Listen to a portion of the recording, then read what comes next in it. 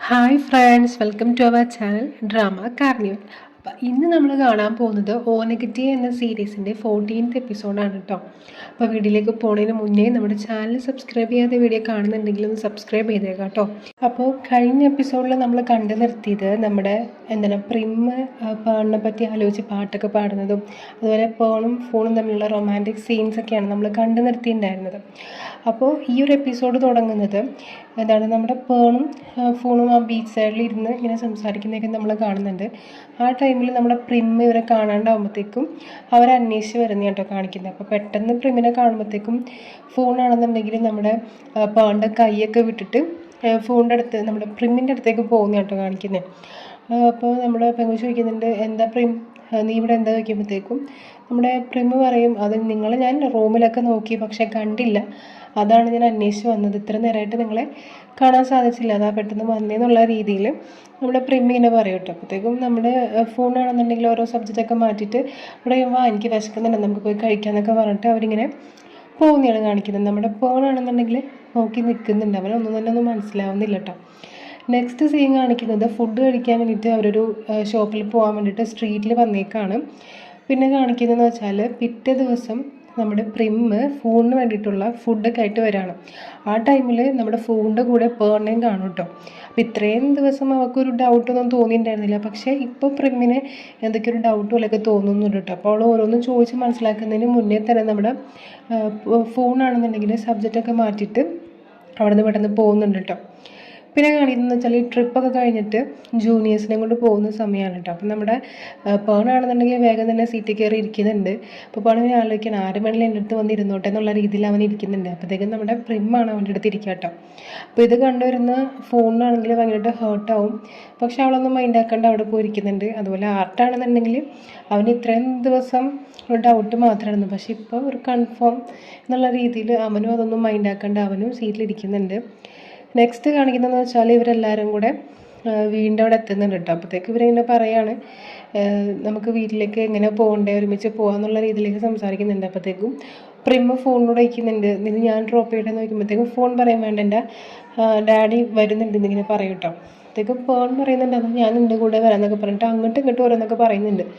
അപ്പോഴത്തേക്കും നമ്മുടെ ഹാർട്ട് ചോദിക്കും, നിങ്ങളെന്താ എന്നെ പറ്റിയൊന്നും ചോദിക്കാത്തത്, ഞാൻ എങ്ങനെയാണ് പോകുന്നതെന്നൊന്നും നിങ്ങൾ ചോദിക്കുന്നില്ലല്ലോ എന്നൊക്കെ പറയുമ്പോഴത്തേക്കും നമ്മൾ ചോമ്പ പറയും, നിനക്ക് ഹേർട്ടായെന്ന് എനിക്കറിയാം, ഞാനുണ്ട് മുത്തതിൻ്റെ കൂടെ എന്നൊക്കെ പറഞ്ഞിട്ട് നിൽക്കുന്നുണ്ട് കേട്ടോ. അങ്ങനെ ഇവർ മൂന്നാളും കൂടി പോകാമെന്നുള്ള രീതിയിൽ നിൽക്കുമ്പോൾ നമ്മുടെ ഫോണിനാണെന്നുണ്ടെങ്കിൽ പേൺ കൂടെ വരും എന്നുള്ളൊരു ഇതായിരുന്നു, പക്ഷേ പേൺ പ്രിമിൻ്റെ കൂടെ പോകുന്നുണ്ട് കേട്ടോ. അപ്പോൾ ഇത് കാണുമ്പോഴത്തേക്കും നമ്മുടെ പെങ്കൊച്ചിന് ഭയങ്കര ഹേർട്ടാവുന്നുണ്ട്. നെക്സ്റ്റ് സീൻ കാണിക്കുന്നത് വെച്ചാൽ നമ്മുടെ പേണും പ്രിമ്മും കൂടെ അവിടെ ഇരിപ്പുണ്ട് കേട്ടോ. നമ്മുടെ പ്രിമ്മാണെന്നുണ്ടെങ്കിൽ പേണിൻ്റെ കയ്യിൽ ഇങ്ങനെ സ്കെച്ചൊക്കെ വെച്ചിട്ട് എന്നിട്ട് കപ്പിൾ ടാറ്റു പോലെയൊക്കെ ഇങ്ങനെ വരച്ച് കൊടുക്കുന്നുണ്ട്. അപ്പോൾ ഇത് കാണുമ്പോഴത്തേക്കും നമ്മുടെ ആർട്ട് ഫോട്ടോസൊക്കെ എടുത്ത് കൊടുക്കുന്നുണ്ട് കേട്ടോ അവരുടെ. അപ്പോഴത്തേക്കും നമ്മുടെ പ്രിം അവളുടെ ഫോണിനെ കൊടുത്തിട്ട് പറയും, അത് എൻ്റെ ഫോണിലും കൂടി ഫോട്ടോ എടുക്കാൻ പറഞ്ഞിട്ട് അവളുടെ ഫോണിനെ കൊടുക്കുന്നുണ്ട്. അതിനകത്ത് ഫോട്ടോ എടുക്കുന്നുണ്ട്. എന്നിട്ട് അവൾ എന്ത് ചെയ്യുന്നത് വെച്ചാൽ ആ ഒരു ഫോട്ടോ അവളുടെ ഫേസ്ബുക്ക് ഗ്രൂപ്പിൽ ഇങ്ങനെ ഷെയർ ചെയ്യുന്നുണ്ട് കേട്ടോ. അപ്പോൾ ഇത് നമ്മുടെ ഫോൺ കാണുന്നുണ്ട്. ഫോൺ കാണുമ്പോഴത്തേക്കും അവൾക്ക് ഭയങ്കരമായിട്ട് സങ്കടമാവും കേട്ടോ, ദേഷ്യം വരുന്നുണ്ട്. അവളിങ്ങനെ നോക്കിയിരിക്കുന്നുണ്ട് കേട്ടോ. നെക്സ്റ്റ് സീൻ എന്ന് പറഞ്ഞാൽ ഇവരെല്ലാവരും കൂടെ എന്ന് വെച്ചാൽ ഫോൺ ഒഴികെ ബാക്കി എല്ലാവരും കൂടെ വന്നിരിക്കണം. അതായത് ഫോണിൻ്റെ ബർത്ത്ഡേ ആണ് നെക്സ്റ്റ് ഡേ. അപ്പോൾ അവൾക്ക് സർപ്രൈസ് കൊടുക്കണം എന്നുള്ള രീതിയിൽ അവരെല്ലാവരും കൂടിയേക്കണം. ആ ടൈമിൽ നമ്മുടെ പേൺ വരുമ്പോഴത്തേക്കും പേണിൻ്റെ കയ്യിലുള്ള ഒരു ഡ്രോയിങ്സ് അവൻ വാഷ് ചെയ്ത് കളഞ്ഞിട്ടുണ്ടാവും കേട്ടോ. അപ്പോൾ ഇത് നമ്മുടെ പ്രിം നോട്ട് ചെയ്തിട്ട് പ്രിം ചോദിക്കും, നീ അത് കളഞ്ഞു ചോദിക്കുമ്പോഴത്തേക്കും നമ്മുടെ പേൺ പറയുമ്പോൾ അതാകെ കുളമായി, അതുകൊണ്ട് ഞാൻ കളഞ്ഞാന്നിങ്ങനെ പറയും. അപ്പോഴത്തേക്ക് അവൾക്ക് സങ്കടമാണെങ്കിലും അവളൊന്നും മിണ്ടില്ല കേട്ടോ.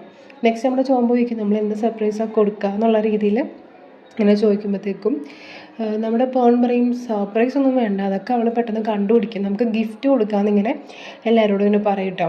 അപ്പോഴത്തേക്കും നമ്മുടെ ആർട്ട് ചോദിക്കും, ഓക്കെ നല്ല ഐഡിയ ആണ്, എന്ത് ഗിഫ്റ്റാണ് കൊടുക്കാമെന്ന് തന്നെ ചോദിക്കുമ്പോഴത്തേക്കും നമ്മുടെ പേൺ പറയും, അത് വേണമെങ്കിൽ നമുക്ക് അവളോട് തന്നെ ചോദിക്കാം, നമുക്ക് എന്താ ഇഷ്ടം എന്നുള്ള രീതിയിൽ ഇങ്ങനെ സംസാരിക്കും കേട്ടോ. അപ്പോഴത്തേക്കും നമ്മുടെ പ്രിം പറയും, അതെങ്ങനെയാണ് ശരിയാവും, അവളോട് ചോദിക്കുന്നതൊന്നും ശരിയല്ല, നമുക്ക് തന്നെ അവൾക്ക് ഇഷ്ടപ്പെട്ടത് കൊടുക്കാം എന്നുള്ള രീതിയിൽ പറയും കേട്ടോ. അപ്പോഴത്തേക്കും നമ്മുടെ പേൺ പറയും, അതൊക്കെ ഞാൻ നൈസായിട്ട് മനസ്സിലാക്കിക്കോളാം, അതൊക്കെ തന്നെ പറയും കേട്ടോ. അപ്പോൾ ഇത് കേൾക്കുമ്പോഴത്തേക്കും നമ്മുടെ പ്രിമ്മിന് ഇഷ്ടപ്പെടില്ല, കാരണം അവൻ ഫോണിനോട് ഇങ്ങനെ അടുപ്പം കാണിക്കുന്നത് നമ്മുടെ പ്രിമ്മിന് ഇഷ്ടമല്ല കേട്ടോ.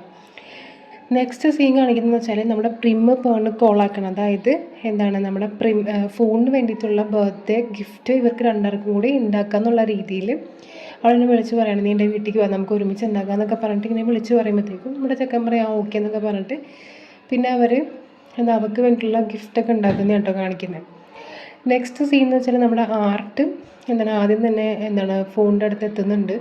അവൾക്ക് ബർത്ത്ഡേ ഒക്കെ വിഷ് ചെയ്യുന്നുണ്ട്. അവരങ്ങനെ ജ്യൂസൊക്കെ കുടിച്ചിരിക്കുമ്പോഴത്തേക്കും നമ്മുടെ പെങ്കൊച്ച് വിചാരിക്കും ഇവനോട് ചോദിക്കാം, പേണും പ്രിമും തമ്മിലുള്ള ബന്ധത്തിനോട് ചോദിക്കുക എന്നുള്ള രീതിയിൽ നമ്മുടെ പെങ്കൊച്ച് ചോദിക്കുകയാണ്, ആർട്ട് പേൺ നിന്നോട് എല്ലാ കാര്യങ്ങളും പറയുന്നത് ഞാൻ കേട്ടിട്ടുണ്ടല്ലോ എന്ന് പറയുമ്പോഴത്തേക്കും നമ്മുടെ ആർട്ട് പറയും എല്ലാ കാര്യങ്ങളൊന്നും പറയില്ല, അവനെന്ത് പറയണമെന്ന് തോന്നുന്നു അത് പറയുമെന്ന് പറയട്ടോ. അപ്പോഴത്തേക്കും നമ്മുടെ ഫോൺ ചോദിക്കും പ്രിമിനും പേണിനിടയിൽ എന്തെങ്കിലും ഉണ്ടോ എന്ന് അങ്ങനെ ചോദിക്കുമ്പോഴത്തേക്കും അവൻ പറയും അതെനിക്കറിയില്ല എന്ന് തന്നെ പറയും കേട്ടോ. ആ ടൈമിലായിരിക്കും നമ്മുടെ ചോമ്പോ വരാം.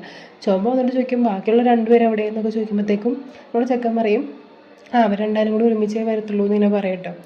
അപ്പോഴത്തേക്കും നമ്മുടെ പെങ്കൊച്ച് പറയും, ചോമ്പ പറയുന്നുണ്ട് ഇവരെപ്പോഴും ഒരുമിച്ചാണല്ലോ വരുന്നത്, ഇവർ തമ്മിൽ ഡേറ്റിങ്ങിലാണോ എന്നുള്ള രീതിയിലൊക്കെ എന്നെ ചോദിക്കോട്ടെ നമ്മുടെ ആർട്ടിനോട്.